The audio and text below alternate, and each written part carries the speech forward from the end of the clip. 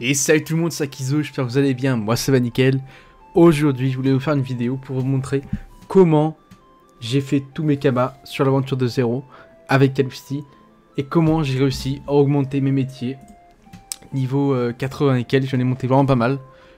Comment est-ce que j'ai fait, quelles sont mes astuces pour me faire près de 1 million de kamas. Et ben c'est très simple en fait. Quand vous voyez chaque métier, vous avez pas mal de recettes. Et il faut que vous arriviez à déceler des recettes qui peuvent, ou pas, hein, ça dépend si vous avez de la chance ou pas, soit qui coûtent pas cher à craft, que vous pouvez briser ou revendre, soit des recettes un peu plus simples, qui coûtent pas cher, que vous pouvez briser, qui rapportent quelques kamas. Je vais vous montrer mes petites pépites que j'ai découvert il y a pas si longtemps sur le métier de sculpteur. Par exemple, une arme qui est très utile, la baguette Rikiki. Ça coûte à peu près 3-4 000 kamas sur Draconiros. Et le craft, vous voyez, il coûte à peu près 2000 kamas, un peu moins. C'est des petites économies, sauf que vous en craftez 10, ça vous fait déjà 10 000 kamas. Et vous montez votre métier en même temps, et en fait c'est plein de crafts comme ça. Même si les crafts sont un peu chers, là comme vous pouvez le voir, je vais le faire avec vous. J'ai prévu quelques crafts, notamment l'arc du roi des Borins et le Kikulark. Vous voyez, l'arc vaut à peu près 30 000 kamas, et puis le craft vaut pas autant, il vaut à peu près 6 000 kamas, donc ça c'est vraiment pas mal. Pareil niveau Kikulark, c'est un arc à un PA, donc je pense que ça je vais tenter en brisage. De toute façon ce que je fais, c'est qu'à chaque fois que je craft un nouvel item, je le craft souvent 10-15 fois, voire plus si c'est vraiment rentable. Et j'essaye de le briser une fois pour voir si j'ai un taux intéressant. S'il n'est pas intéressant, je le mets en HDV. Et honnêtement, ça part, mais quasiment à chaque fois je vous montrerai un peu les HDV. Pareil dans la vidéo, je vous montrerai un peu les preuves de vente. Les preuves de vente parce que j'en ai réalisé vraiment beaucoup. C'est une technique, on va dire, astuce qui prend pas mal de temps. C'est vrai qu'il faut pas mal... En fait, quand vous commencez de rien, c'est complexe parce que vous n'avez pas énormément de base de kamas.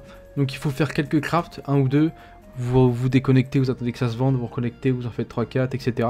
Donc c'est assez fastidieux, mais au final, vous voyez que ça fait 3 semaines peut-être qu'on a commencé l'aventure et j'ai déjà monté les métiers niveau 80 et quelques. Et puis voilà, pareil, récemment j'avais découvert un craft, c'était le bâton du Nin danois. Donc craft qui coûte, vous voyez, 10 000, 15 000, à peu près 30 000 kamas. Le bâton vaut 52 000, moi je l'ai brisé, ça me rapportait vraiment pas mal. Ça rapportait un peu moins, vous voyez, ça me rapportait peut-être 40 000 de runes. Sauf qu'au final, vous en craftez 20, ça vous augmente le métier de 15 niveaux. Donc c'est vraiment pas mal. Plus vous faites presque des kamas. Plutôt que de faire des crafts, vous achetez toutes les ressources et ça vous rapporte aucun niveau. Ça c'est vraiment pas mal. Et puis voilà, du coup je vais craft avec vous le roi des bovins pour vous montrer vraiment en condition qu'est-ce qu'on peut se faire. Donc là vous voyez, je suis niveau 77, je craft 20 arcs, je passe niveau 85. Et pareil du coup des Kikulark. Après vous voyez que ça demande vraiment pas mal de kamas. Pas mal d'investissement. Donc là j'ai mes petits arcs, mes petits Kikulark. Et puis on va aller voir déjà à l'âge de V1 pour briser ça. Et puis ouais, c'est en fait une technique qu'il faut faire vous chercher des crafts en permanence. Après là je suis un peu arrivé à un stade où les crafts coûtent vraiment cher et j'ai pas l'impression que ce soit vraiment rentable. Donc faut que j'essaye de trouver un juste milieu sur mes petits métiers. Mais c'est vraiment pas mal. En parallèle, quand j'attends que ça se vende, je farme un peu pêcheur, chasseur, etc. Et puis je farme les petits monstres hein, pour monter mon chasseur. Voilà, donc on est au concasseur. Je vais essayer de... Souvent en fait je brise les moins bons jets. En fait il faut faire un juste milieu parce que là on a 25%. Donc c'est pas un coefficient ouf du tout, mais on a quand même 4 runes clés. Ça peut être équivalent au prix de craft. Donc là vous voyez 10 000 kamas. Donc ça peut être sympa de briser... ce genre d'item. Vous craftez un lot d'items, vous avez dépensé tant de kamas, il faut que vous essayiez d'en regagner autant en vendant les items, en vendant les crafts, etc.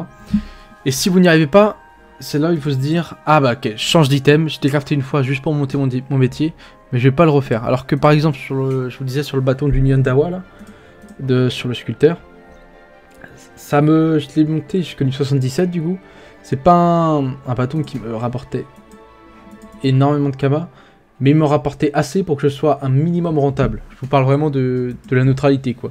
J'ai dépensé 50 000 kamas pour le craft, je chope 50 000 kamas quand je le brise. Et du coup vous voyez, j'ai un peu abusé sur la baguette Rikiki, j'ai pareil craft quelques baguettes café. C'est un craft qui est assez onéreux, mais ça va quand même. ça peut se vendre très cher, j'en ai vendu 2 pour l'instant. Pareil, comme je vous disais, baguette Rikiki. Bon après il y a des mecs qui font pareil que moi.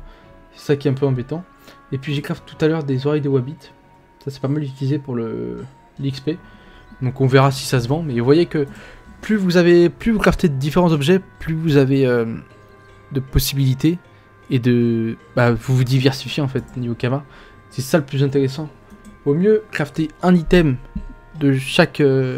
Enfin un item de chaque. Et ensuite vous les vendez tous plutôt que crafter 15 items.